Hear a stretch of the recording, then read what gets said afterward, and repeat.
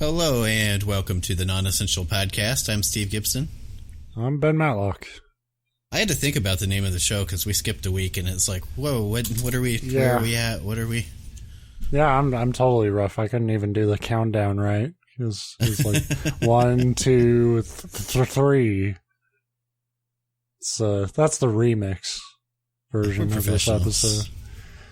Yeah, we didn't have a show last week, and that's entirely on me. I had a creepypasta set up for it, but it wasn't one I was like in love with. It was kind of just a lot of shit going on, and I was exhausted, and I was like, you know what?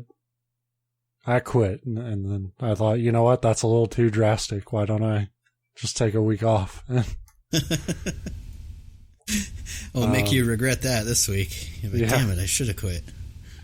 But no, I just needed, a breather.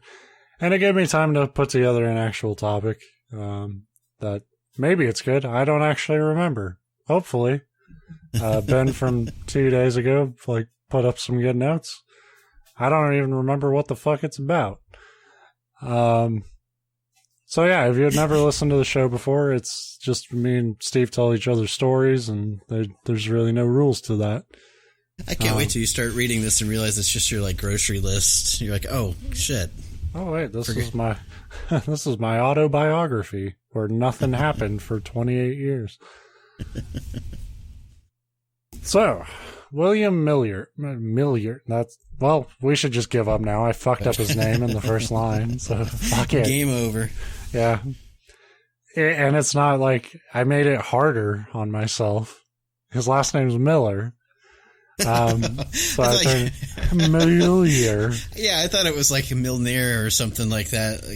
Like how we struggle with other countries. No, this dipshit was from Massachusetts, and I couldn't fucking get it. William Miller was born in 1782 in Pittsfield, Massachusetts. His father was a farmer, and as a farmer, it's kind of your duty to make sure your kid doesn't have any scholarly interests. So he heavily discouraged any sort of reading. Well, you hate for your kid to realize that there's something more fun to do than farm, get up at 3:30 every morning. That's the thing. If you ever find out how miserable farming is compared to anything else, the game is blown. Right. Nothing would ever get grown again. But William, kind of the more you discourage something, the harder your kid swings toward it. William developed a heavy love for reading, and you couldn't stomp that down with crops and bullshit. He would end up having very little formal education, but he would, just read anything he could get a hold of.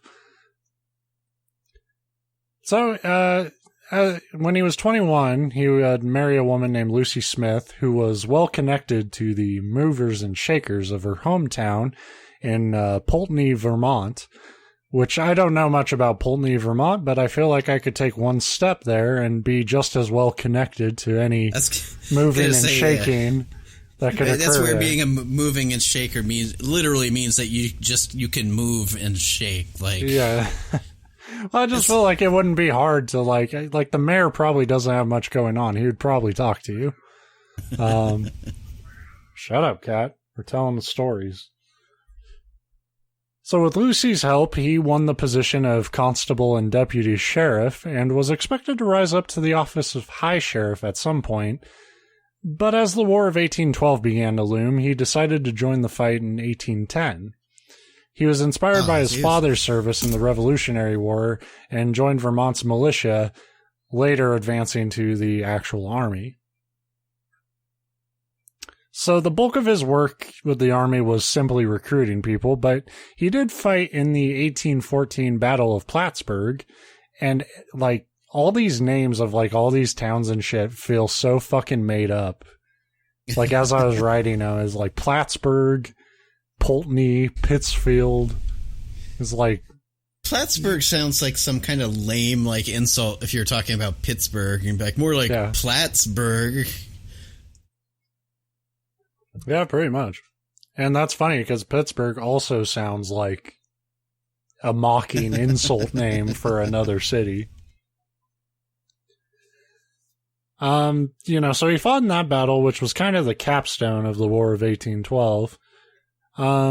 When he came back, William Miller was said to be noticeably different. Some say this was due to a head injury, which he didn't sustain in some great battle. He simply fell out of a wagon early on in his service, and some think this head injury altered his personality, or maybe the war just fucks with you. Who knows? Whatever reason, he abandoned his Baptist faith and began a period of deism. If you don't know what deism is, it's essentially the idea that there is a supreme being in the universe that created the universe, but this being doesn't actually interact with anything in the universe. So it's kind of there is a creator, but it's not like an ever-present deity in your life. You're not like praying to the one God or something. It's just. And it was kind of the quote unquote, reasonable position. How people like to say like they have the reasonable thoughts about the universe now, but it's like really most people don't know what the fuck they're talking about. That was kind of how deism was back then.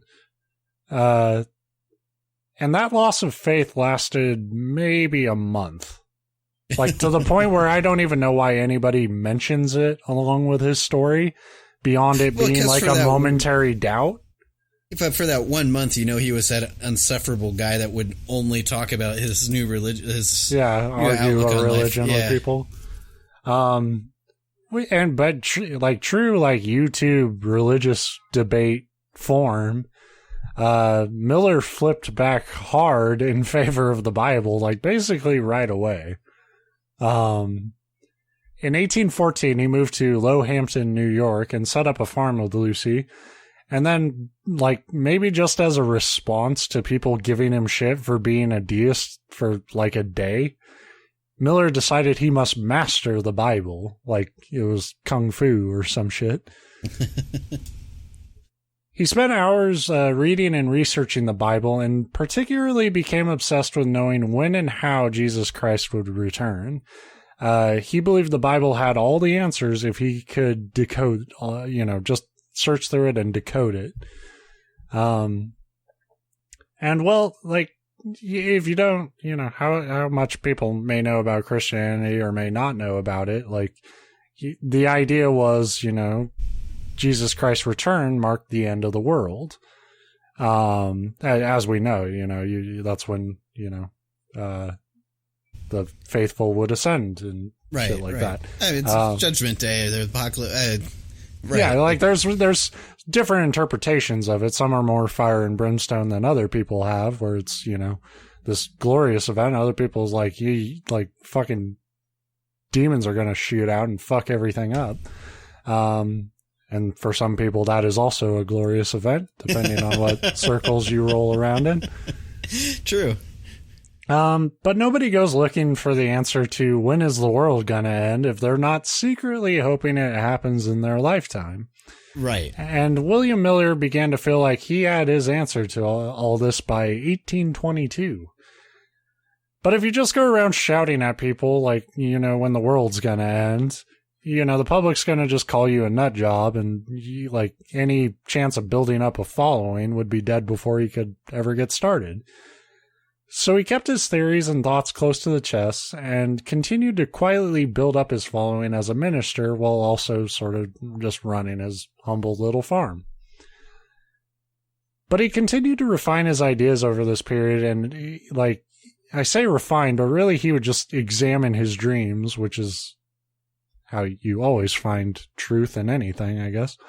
By 1832, he developed a reputation for his strong delivery and thorough explanations of his positions regarding the Bible, which boiled down to he really fucking liked the Bible, I guess. I don't know. I mean, we tend to do that as people. As long as somebody says something with some conviction and they sound like they know what they're talking about, you're like, okay, he's a... Right, but people thought he had this sharp insight into the Bible, but there's definitely you can be more scholarly about the Bible and more knowledgeable about what's in it. But we'll get to it. Well, I'm getting ahead of myself. But his following was just as fascinated and desperate for certainty when it came to the question of when Jesus would return and the world would end. And William Miller gave them a figurehead who was willing to directly address those questions that the faithful often have. And that happens now, where it's like, for some people, like the, more common churches, kind of the vague answers aren't enough, and they want somebody, even if they're bullshit, and they want somebody who can just sort of tell them, like, hey, I have the answers. Right. When their answers, like, if you believe in, Christianity or any religion, it's often like answers to these questions you're not meant to have. Yeah, I mean, I could get, I don't want to say real theological because I'm not a biblical scholar, but my understanding, because I identify as Christian, but my understanding is that it's the Revelations, of course, is famously, that's the book that focuses on this part of Christianity, the return of Jesus and the Judgment Day and all, whatever you want to call it, the end times, the beginning of the good times, if you're a Christian, whatever. Good times. Beginning of the good times. But anyway, my understanding, the whole point was that we're not meant as individuals to know when that day is. And so, of course, my philosophy has always been why, sit there and hyper focus on it. Because it's going to be so fucking metal, dude. It's going to be so cool. But I will say, as a Christian, when I meet, it's alarming how often it is where you meet somebody. And I'm not one of these people that, hi, I'm Steve, I'm Christian. That's not the first thing I bring up about myself. But, sometimes you find yourself in these conversations and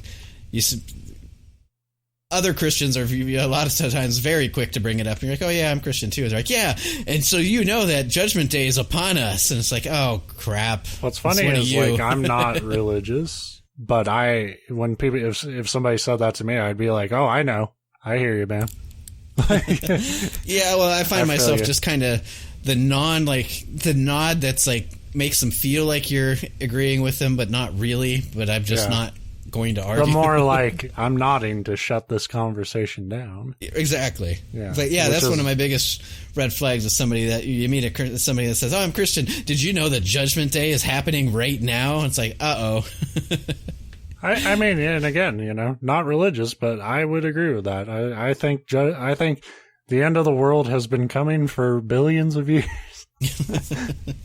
It is too, but I think for a lot of Christians, because that is supposed to be the big culmination, that is the final destination of Christianity. Yeah. So everybody wants it to happen in your lifetime. Yeah, well, everybody wants to feel like they are, special in their lifetime, and it's a comfort a lot of people turn to with their religion is that by its very teachings, you feel like you belong to something bigger than yourself. But for some people, it has to go that next step, and it's like, not only am I in this, but I'm going to be in the final chapter. Well, and I think the big part culmination.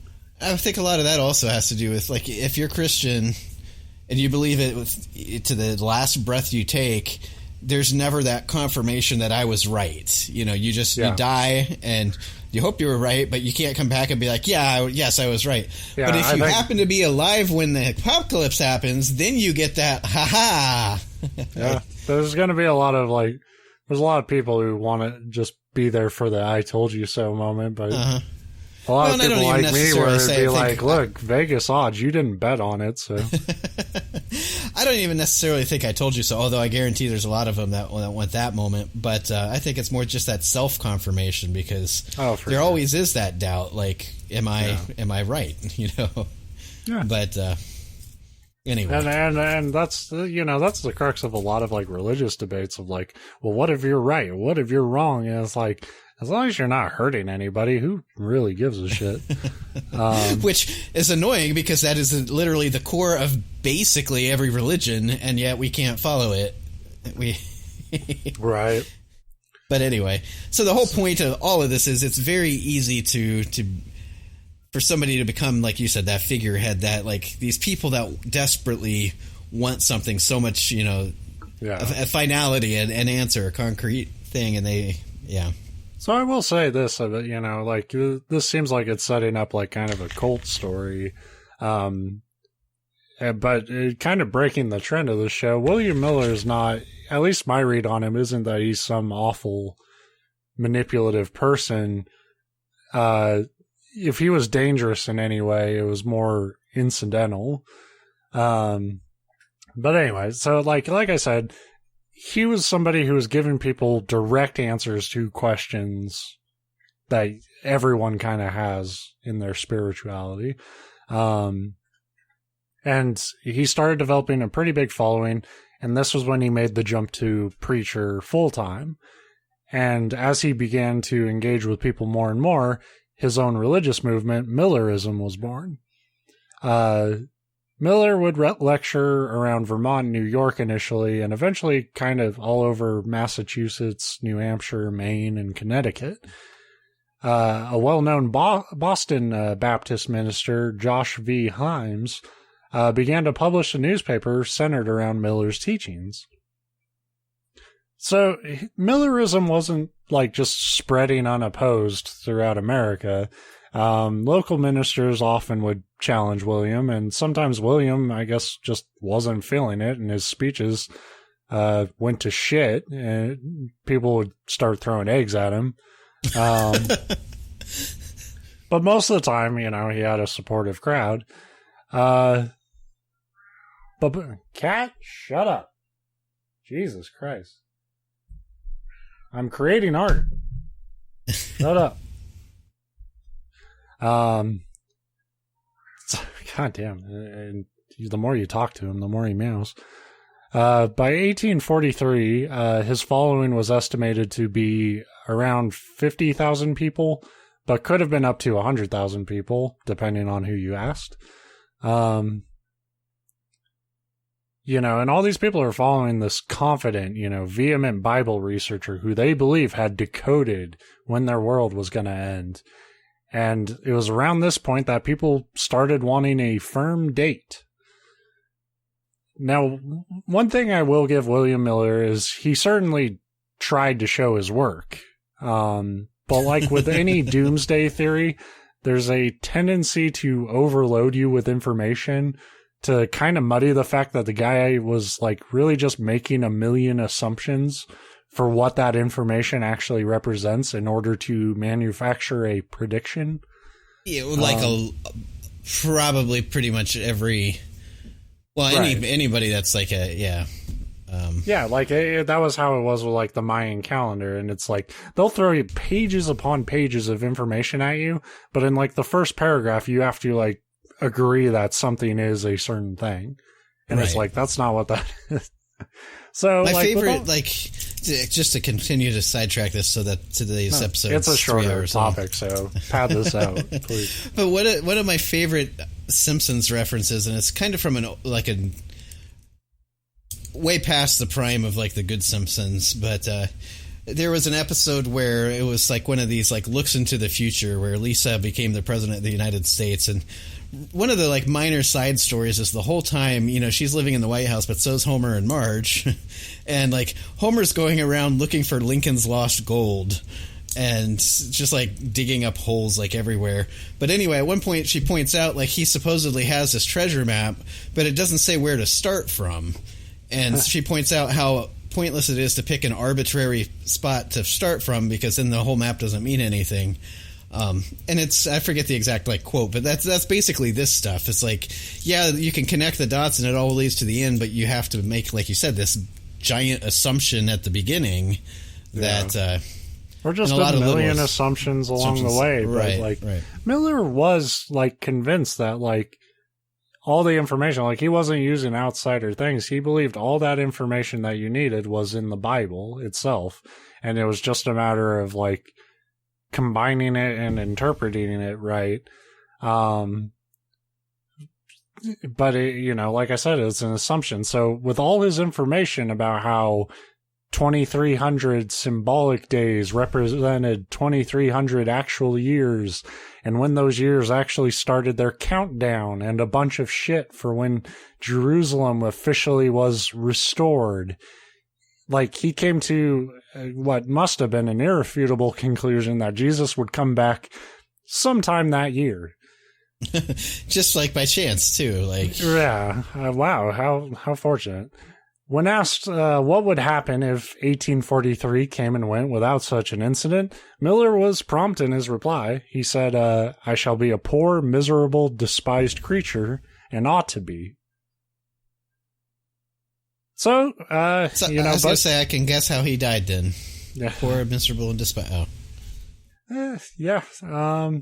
So people were like, all right, world's ending. So Millerites began selling off all their worldly possessions for money, a worldly as fuck possession. Yeah. Like, it's just a pro tip. If you think that the end of the world's coming, you don't get rid of stuff in exchange for money. Get rid of your whatever money you have to buy more stuff to enjoy. Like, yeah, there's no exchange, like currency exchange in heaven. Like, there is in hell. But yeah, like, it's not. No, I could see like giving away your possessions, like you think, but that still doesn't really make that much sense if you honestly think the world's going to end, because yeah, then you're not doing charity because whoever you're giving it to doesn't. Right. Whatever. And a lot of them started making white ascension robes for the big day. But as we have since come to learn, recently, it came as a shock to me too, the world didn't end in 1843. Or maybe it did, and we're all in just some horrible fucking nightmare realm we can't wake up from. Yeah, I mean, this could be purgatory. There are a lot of signs in present-day life. It's certainly possible. But Millerists weren't ready to call it on William's prediction. Technically, his calculations gave him a range for Christ's return between March 21st, 1843 to March 21st, 1844. So, you know, depending on what one you carry in your calculations, I guess. I don't know. But that's my favorite type of the end of the world prediction, the one that's like so specific that we all get invested in watching it be wrong, but takes up so much fucking time that ultimately all of us just want to see the apocalypse happen by the time it's over. Yeah, you're rooting for it every day. It's like... Yeah. It's just like, this is, you know how much fucking energy we put into this dumb fucking... Well, that's another tip. If your end of the world prediction spans a year, the day before it starts, don't pick that day to like call your boss an asshole, because... Yeah. So, March 21st, 1844 was also without some world-ending divine incident, oddly enough. At this point, William Miller was like, whoops, sorry guys, grabbed the wrong calendar, and settled on a new date. April 18th of that year. And that's literally true. He was like, whoops, used the wrong biblical calendar. Got to use this one. April 18th happened, and nothing happened on April 18th. Did he consult the Mayans at all? Like, yeah. Just ask every culture. When do you think?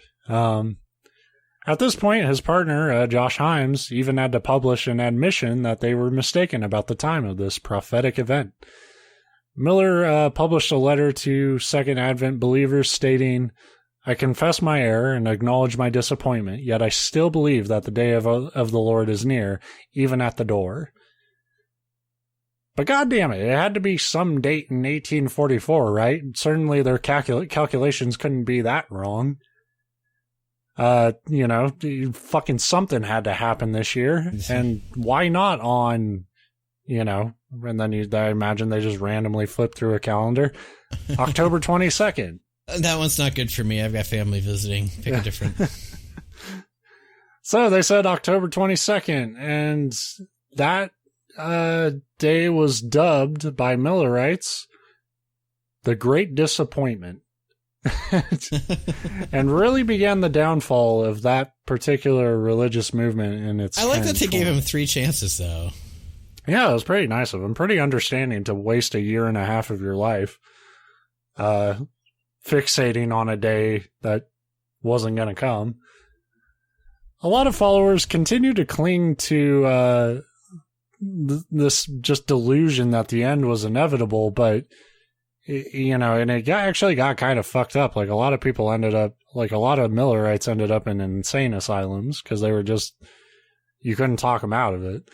But for the most part, everybody was kind of embarrassed.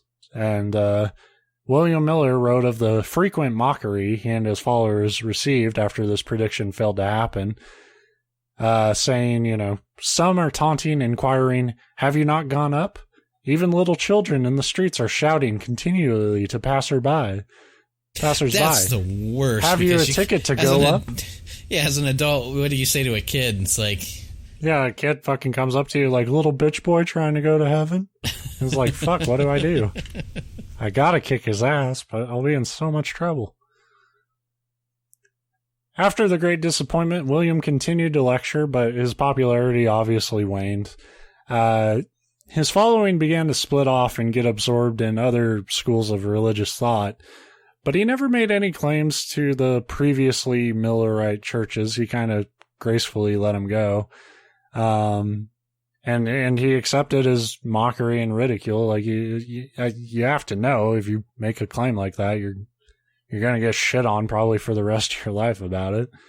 But again, like as many doomsday prophesizers tended to do, he remained convinced that the end of the world was constantly around the corner. Like he was like, "I know I was wrong, but I know we're fucked. I know it's coming." Imagine how frustrating that would be if you truly, to your core, believed that. But by this point, you also, obviously, he was rational and with it enough to understand that any credibility he had is shot. Yeah. So, like, if you truly believe the end of the world is near, but you also know nobody's going to believe you, that could drive you nuts. I mean, I could see. Well, William Miller just seems like a guy who kind of threw his passion into his religion, but he strikes me as a guy who, like, if he had a little more formal education or whatever, that's a guy who would, like, go all in on, like, mathematics or something. But he had, like, this tenacity, but he didn't have the right focus, because when you're digging into the Bible and stuff like this, it's like you're not going to get concrete answers to shit like that. Like, you're not going to pull a date out of it. That stuff's still around. I mean, I know there was a show, it might still be around, the Bible Code or whatever, but there's still people that believe that. Like, numerology, I think you mentioned that, but people that really think that there's, like, these hidden numbers and meanings in the Bible that's what it all tells you. It's like, it's always the end goal is to know the end of the world. And like I said, my view of Christianity is that's not the point. It doesn't matter when the apocalypse is. And it's just that thing of, like, in the realm of faith, like, you're not going to find, like, it's not going to scratch what was clearly an itch William Miller had in my mind, which is, problem solving with, like, finite values, And if you're even curious and you think that, well, maybe there is something to this, just ask yourself, why is it that every person that goes through and comes up with this Bible code and comes up with a date, like we mentioned a little bit ago, why does that date always happen to be, like, in the near future in that person's lifetime? Like, nobody ever goes through and says, "Oh, I did the numbers and the end of the world is in the year 3372. Like... Yeah. Or maybe, who knows, maybe Jesus did come back, but only, like, one person was worthy. And, and everything else just kept rolling. Yeah. But yeah, he was convinced that the end of the world was around the corner right up to his death in 1849. Cat, we're almost done. Shut up. These fucking bowling ball shaped, goddamn fucking pumpkin sized. My favorite is, I don't know about on your recording, but on my side it doesn't come through at all. So I know, it makes it and so I sound crazy, but exactly, it's super distracting. Certainly, like, yeah. If he has I have the a noise loudest going on, fucking meow of any goddamn cat I've ever. Shut up! Oh, I heard that one. Yeah, or maybe I'm going crazy too. One of the two. Or you have a cat in your house somehow. So, yeah, he would die in 1849. So, but while there was like no absolute, while there was an absolute fixation on the end times in his teachings and beliefs, William Miller's knowledge and interpretation of the Bible led to his movement actually serving as a part of the foundation of the Advent Christian Church, which is a, form of Christianity that flourishes to this day. So, and that tends to happen with a lot of religious movements, is like, they tend to get absorbed into other ideas and stuff. So, but yeah, that's one of the fun things with things like numerology or just these predictions where you're trying to divine like a secret code out of something, is you can constantly shift the, I don't want to say the goalpost because that's the end goal is always the same, but you can constantly shift your theory. So when it doesn't happen, you say, oh yeah, like he did a couple times. We're like, well, we just misinterpreted this one part, but now that you rework it, and you can just do that forever. But yeah, and I'm sure there's a lot of shit he taught about that was, worthwhile, but that's not fun to talk about. It's fun to talk about how people fuck up. And it's fun and depressing and right up our alley when you have these stories about somebody that come into these situations or these theories or these ideas, and they literally dedicate and waste their entire life to it. Although I would say, as long as he was also preaching like the Bible and whatever, in my opinion, that's not necessarily a waste, but it's just this big focus, like blemish on it that was kind of stupid. Just to have that fixation on something and then like it end up coming out a dud is like, if he knew how long the world kept going after he had died, he would have fucking been so pissed. That is mad. Like, there's no way you can be almost 200 years off on your end of the world prediction. No, by that point, then your prediction was wrong. Like, your formulas were just wrong. Like, yeah, and that's what it would take to convince, a doomsdayer is like, the only thing they would be convinced is like, well, maybe I'm just slightly wrong. And they'll say that right up until, it's been 500 years from the original point. So yeah, that's William Miller. That's a topic. That's Millerism. I like that they couldn't bother to think of like because I'm sure he didn't coin the term Millerism. I mean, that's how a lot of fucking religious things were always like named after people like that, like Calvinism, which is Randyism. Randyism, Benism, which is my thing. But we don't do church on Sunday mornings because I'm not awake then. So we do it at a Taco Bell for lunch. It's about 15 minutes. Gonna lose half your flock when they change the menu, but I was tweeting about that earlier. That's fucking bullshit. I don't even eat that shit that they're getting rid of, but that's bullshit. You can't fucking serve us that garbage ass breakfast menu and then be like, oh, we can't afford to have, quesaritos.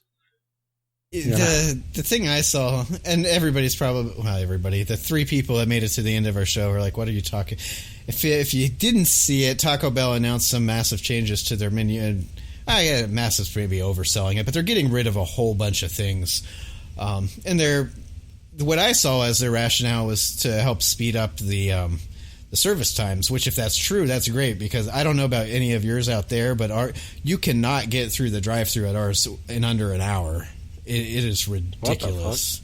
Yeah, that's slow. Shoddy workmanship. I'm sorry. I'm not in a Taco Bell longer than fucking bad day. It's like, 10 minutes. Oh, it takes forever.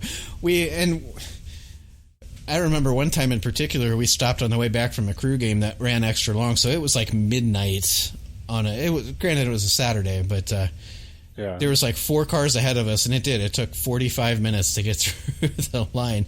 But the way that ours is set up, and there's 2 in town, so because it would be easy to be like, oh, well, this one is just like, it's all stoned high school kids, and more power to them, but that's the problem. But no, both of them are equally as bad, and it sounds like a lot of them, a lot of places are. And I think it's because you have to make everything, to order. But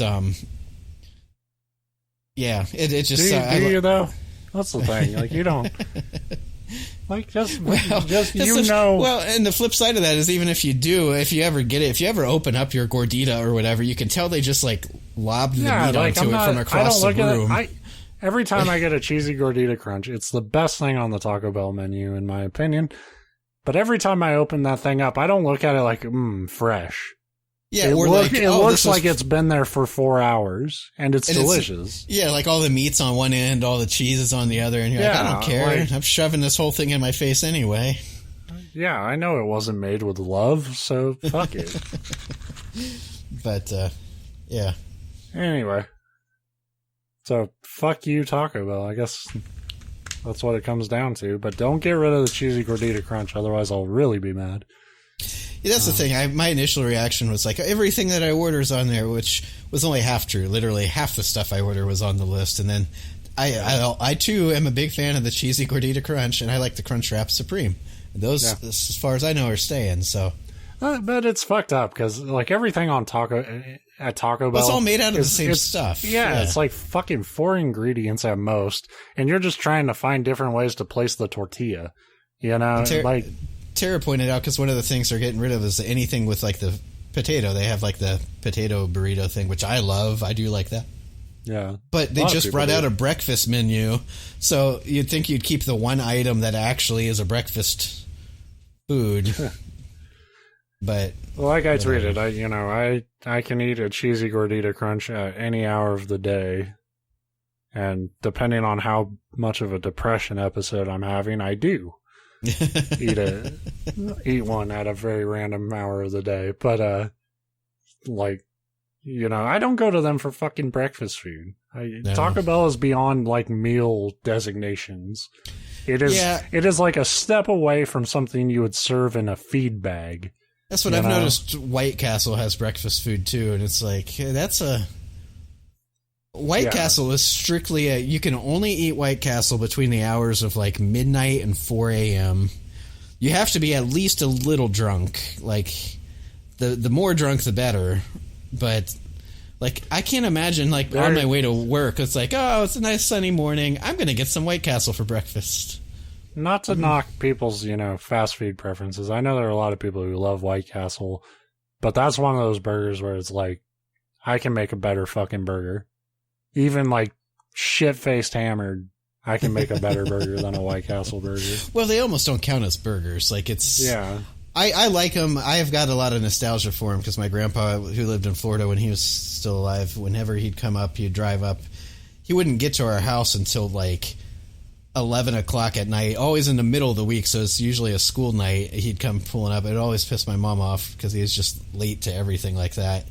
But he'd show up at like 11 o'clock on a Tuesday with like one of those like bags of like 30 White Castle burgers. Hell yeah, dude. Let's do like this. Maybe Let's 10 of the fries. Right. And that's probably also pissed my mom off, but as a kid, that's like Christmas. Yeah. But so I've got some nostalgia for Tara. I haven't eaten White Castle in a million years because Tara hates them. But I love when people hate a fast food joint because I'm pretty neutral about all of them. Like I have my preferences, but it's like pull into any drive-thru, I can find a thing to eat. Yeah. But when somebody's like, "Oh, fuck that place," there's like. Even if there's not a story there, there's a reason there. Like something went beyond, like her first, just like not my favorite burger. Her first boyfriend broke up with her at a White Castle. Probably, she doesn't want to tell the story, but that's her deep-seated hate. Her boyfriend was White Castle. Yeah, White Castle. Yeah, well, Mr. White Castle. But I think I'm with you. I can't think of a fast food place off the top of my head anyway that. If people were like, if you're driving around with friends and like, oh, we're going to come through this drive-thru, I'd be like, I'm not eating shit from that place. Like, I can find something. Yeah. I might not be excited about it, but yeah. Who my kid am fat, I'd be excited. It doesn't matter. Yeah, I would be. That's the thing. Like, I had a shitty burger is still like, a fucking burger. Hell yeah. But yeah, we'll wrap up the show here. I will just one more thing on fast food. Wendy's, get your fucking fries together. Like, I don't know what the fuck you're doing, but they're cold, soggy messes. Oh, that's pissing me worst. off.